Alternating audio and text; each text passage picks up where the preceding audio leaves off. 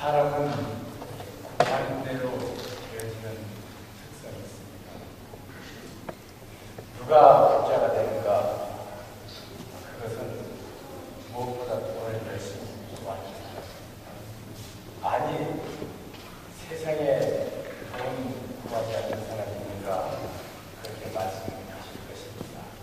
그런데 날마다 이러한 양식을 위해서 하루 라면 가정으로는 4개를 구하는 노동자의 열정보다 이건희 회장이 자기 재산 배로 부리는 열정이 더 큽니다. 그래서 그 사람은 누가 정치가가 되는가? 그것은 권력을 열심히 구하는 사람이 정치가가 됩니다. 저는 개인적으로 김대중 대통령은 대통령보다시고 끝나지 않는가 생각할 때가 있었습니다. 왜냐하면 안 한다고 2번이나 문제를 약속을 했다가 영원히 끝난 줄 알았는데 그 열심은 결국 대통령이 되시더라고요. 그런가 하면 이 땅에 모차르트 같은 음악의 천품을 가진 그런 인재들이 꽤 있을 수 있다고 생각합니다.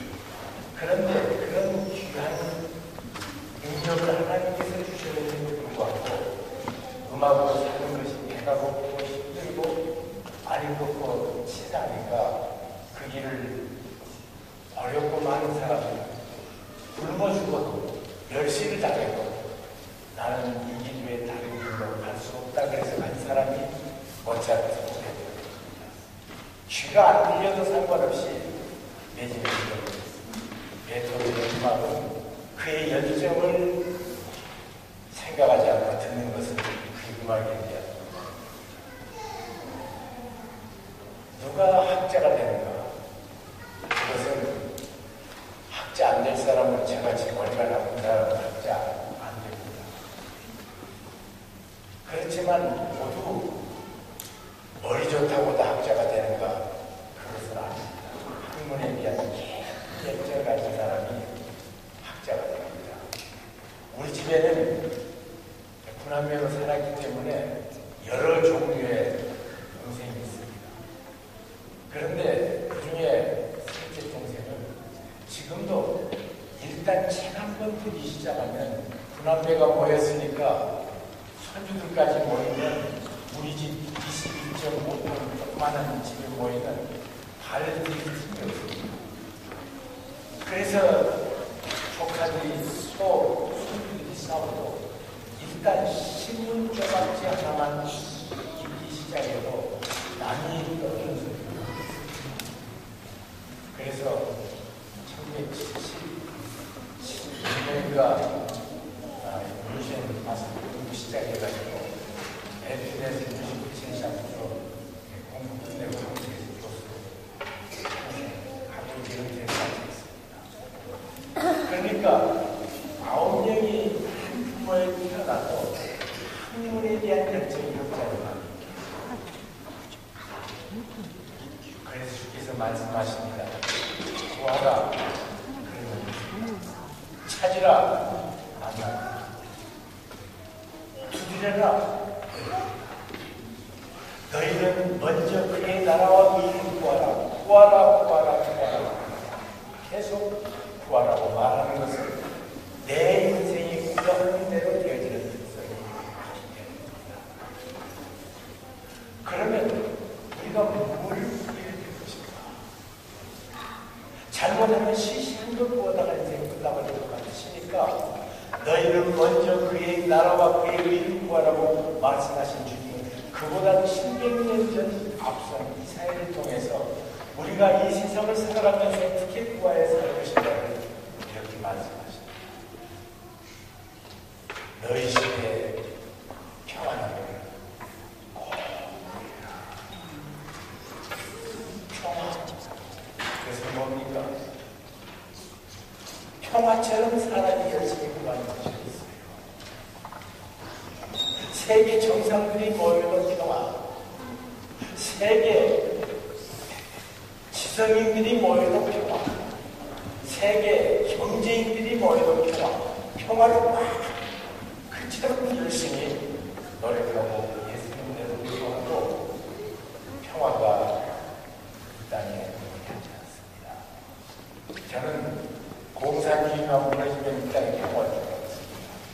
그렇지만 공산주의는 무너져서 사라졌는데도 불구하고 그 이후에 얼마나 많은 여러 가지 전쟁과 분란과 고통들이 계속되고 있는지 우리가 이 시대를 살고 있지 않습니까?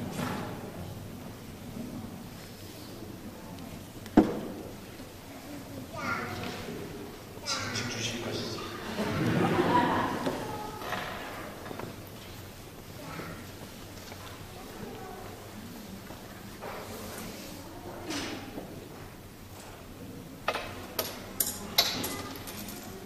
그런데 사람은 그것이 뭔 줄 알면 이론입니다. 예를 들자면 우리 어렸을 적에는 혈액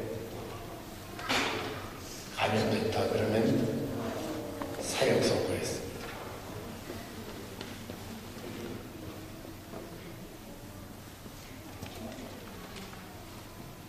그런데 혈액균을 정확하게 알기 시작하면서부터 혈액은 이제는 거의 죽는 질병이 암 10년 전에 암 걸렸다 그러면 온 동네 사람들이 저 사람 죽었다고 했습니다. 그런데 지금은 암의 환자가 돼도 거의 자연사하는 수준에까지 생명변장을 하고 있습니다. 사람은 안 봅니다. 평화, 왜 모르기 때문입니다. 평화가 뭡니까? 성경은 말합니다. 올바른 관계라. 그렇잖아요. 우리가 초등학교 반에 들어갔을 적에 선생님 그분이 하라는 숙제 해가지 않을 적에 얼마나 불안했습니까? 아빠 엄마가 그처럼 화났을 적에 집에 들어가는 거 얼마나 불안했습니까?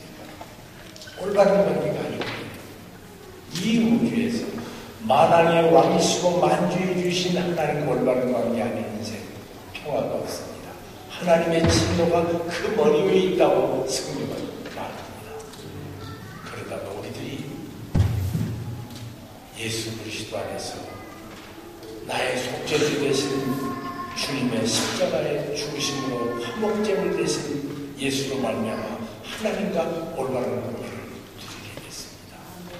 그때 우리들은 이 세상에서 세상이 주는 것 같지 않은 평화를 우리들은 누리고 있습니다. 주께서 말씀하십니다. 너 인생 살아가면서 다른 건 다 놓쳐도 괜찮아. 절대로 놓치지 말아야 될 건 있어. 하나님을 말하고. 그러면 사자처럼 다 안내해집니다.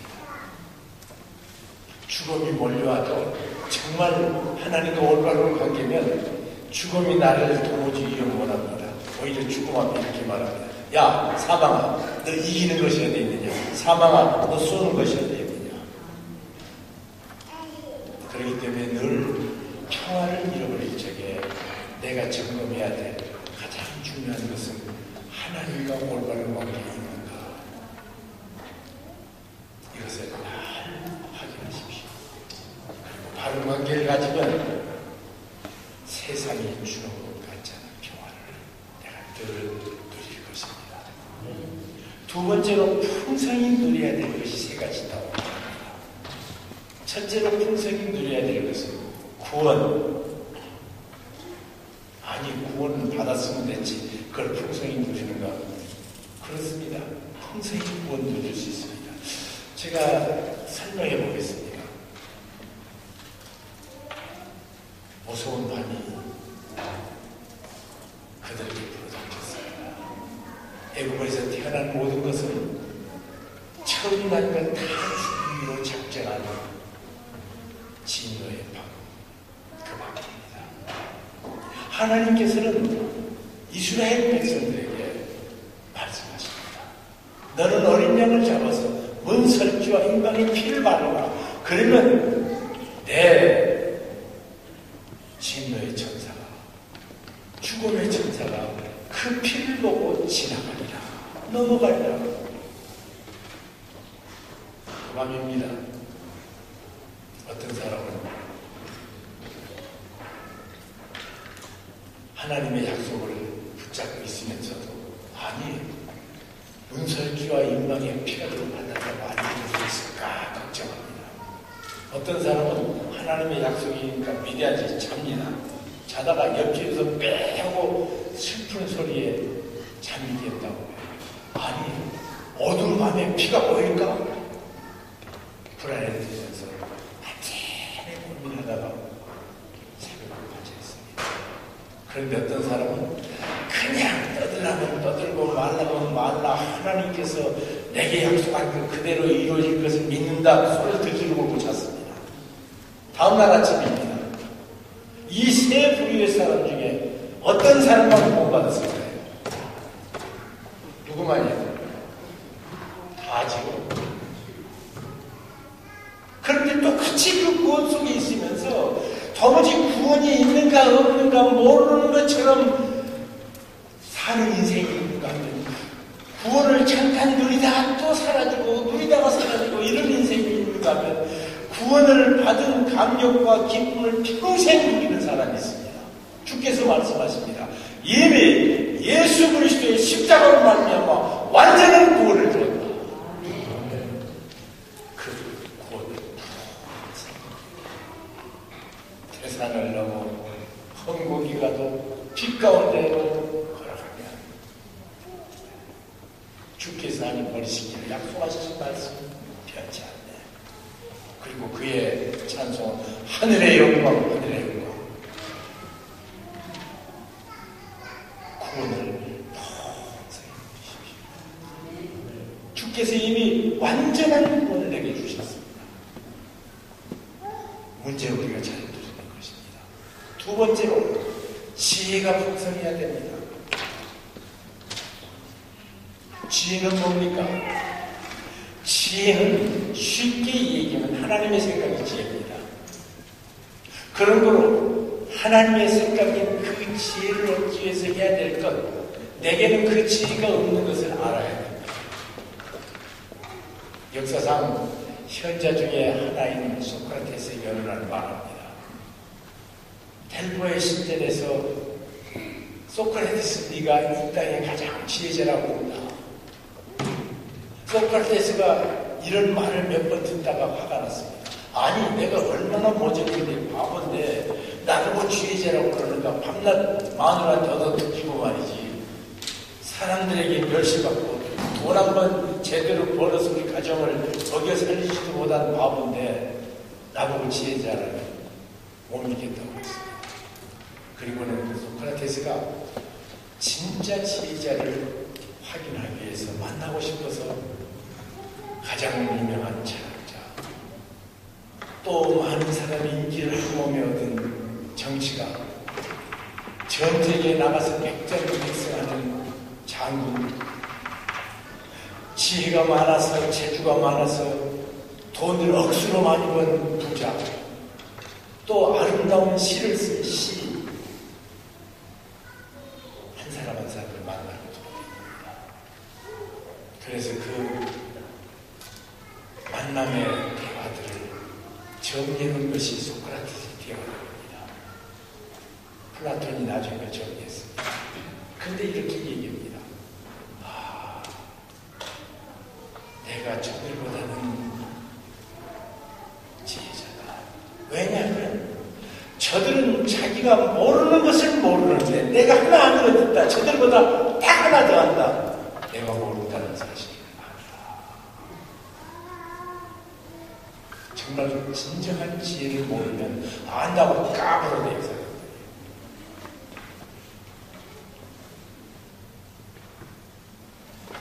그런데 그 지혜를 어떻게 얻는가? 지혜는 하나님께서 우리 인생에게 주고 싶어서 견디지 못한 것입니다. 그래서 너희 중에 누구든지 지혜가 부족하거든 후유주고 꾸짖지 않는 하나님께 구하라.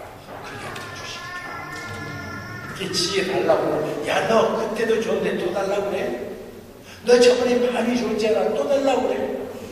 하나님은 그러지 않는다고 말합니다. 우리 하나님은 후해 주십니다. 꾸준하는 것이 아니라 지혜 달라고 할 적에 칭찬합니다. 누가 그랬습니까? 솔로몬이 기도할 적에 하나님께서 나타나셨습니다. 솔로몬아, 내가 내게 뭘 주련? 그러니까 솔로몬이 말합니다. 나는 나이 어리고, 나이 어리다는 말은 지혜가 없다는 히브리식 표현입니다. 지혜가 많다는 말은 경험이 많다는 뜻, 인생을 많이 살았다는 뜻입니다. 그 말을 단어가 있습니다. 내가 어리다는 말은 내가 지혜가 없는 참 백면서세에 불과합니다. 그 뜻입니다. 하나님 앞에 그는 내가 나이가 아니고 부족합니다. 그런 그는 내게 지혜를 주시옵소서. 하나님 너무 그러잖아요. 오, 그래, 네가 지혜를 달라고 그래. 그러기 때문에 내가 북도 주고 기도 주고 영광도 주겠는데 내 이전에 내 이후에 누구도 너 같은 자가 없으리라. 여러분, 날마다 하나님 앞에서 지혜를 구하세요. 제가 신학 공부 많이 하는 신학자들에게 잔소리합니다. 니네들 책 몇 권 읽고 까불지 말고 하나님의 좀 지혜를 구해라. 왜 남이 이미 이뤄놓고 그거 붙잡고 평생 사냐. 그 사람에게 지혜를 주신 것만큼이나 하나님은 내게 지혜를 주기를 원하는데 남의 책 읽다가 하나님께서 내게 줄 지혜를 놓치고 있지 않냐. 그래서 한국 신학자들은 일단 한국 가서 강의하기 시작해서 책까지 한국에서는 나오는데 영역이나 독역 역을 못하는 이유는 다 지선생님 얘기만 계속 오기 때문에. 하나님 앞에 지혜를 구해야 됩니다. 날마다 구하십시오. 정말 하나님께서 얼마나 많은 지혜를 우리에서 주시기 좋아하시는지. 세 번째입니다. 지식을 구해야 됩니다. 지식을 구한다는 말은 무슨 말일까요? 지식은 하나님께서 지혜를 주신 사람들이 자기 지혜를 주신 것을 정리해 놓은 것이 지식입니다. 그렇기 때문에 그것이 더 필요한 것이 어디냐면 하나님께서 내게 지혜를 주셨는데 내 지혜가 객관적으로도 옳고 그것이 하나님께로 온 것인가를 다시 검증할 적에 남의 그 지식이 필요합니다. 그것은 내가 노력해서 얻을 수 있습니다. 그래서 기독교는 반지성이나 그리고 기독교인들은 무식이 상시가 아닙니다. 그래서 우리들은 인생 살아가면서 많은 귀한 지식들을 습득해 나가야 됩니다. 지혜는 하나님께서 주심에 받는 것이라면 지식은 내가 노력할 만큼 받습니다. 이 세 가지가 분석해야 된다고 합니다. 지혜와 지식과 부르지 분석하는 것입니다. 그러니까 이런 인생 얼마나 좋겠습니까? 그냥 구원이 늘 풍성한데 자기 앞에 만나는 사건 속에서 하나님의 지혜를 주고 살고 그러면서도 그것이 하나님께로 왔는지 오지 않았는지를 알기 위해서 선배들의 하나님 앞에 받은 그 지혜를 점검해서 확정해 나가는 인생 얼마나 풍성한 인생이 되겠습니까? 그리고 마지막입니다. 무엇이 네 보배냐? 여러분이 가장 소중하게 여기는 것이 뭡니까? 뭘 가장 소중히 여깁니까? 그것이 바로 나를 만드는 겁니다.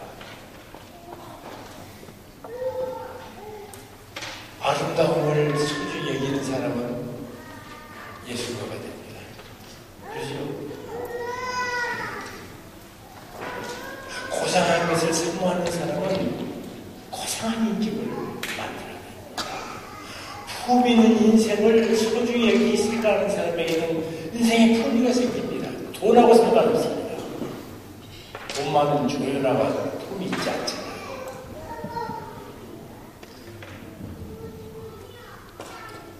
아니, 정직하게 얘기하면 돈 많은 사람처럼 내가 진정한 품위를 본 사람 아직 없습니다. 꽤 많은 사람을 봤는데 지금 74해를 살아오면서 세계 방방곡곡 댕기고 유명한 사람 국가의 수반도 또 유명한 학자들도 돈 많은 사람 만들어 보는데 이상하게 돈 많은 사람처럼 뭐 품이 있는 사람을 내가 못 봐요.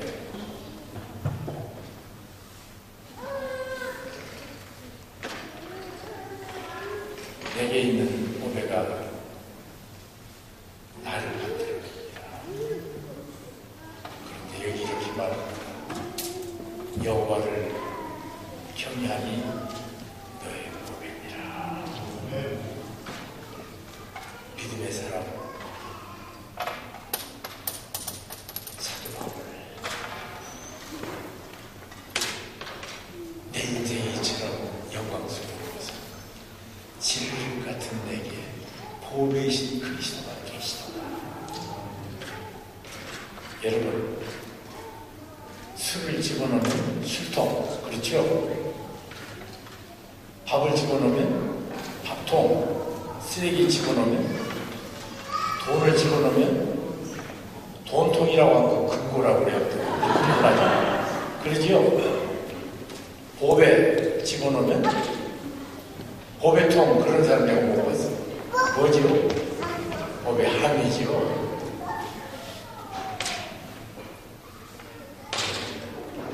여러분의 인생을 뭘로 지급합니까? 가장 소중한 여러분에게 있어서 귀한 것은 무엇입니까? 보배이신 그리스도. 그 보배이신 그리스도가 내 속에서 내 인생을 빛나게 해주십니다.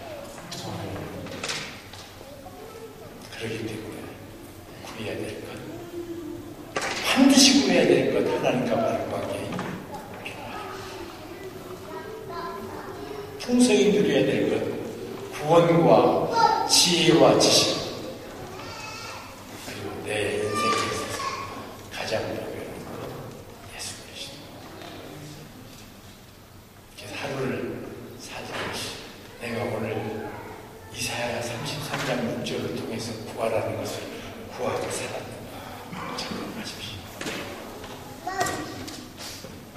반드시 구해야 될 것, 풍성히 누려야 될 것, 구원과 지혜와 지식.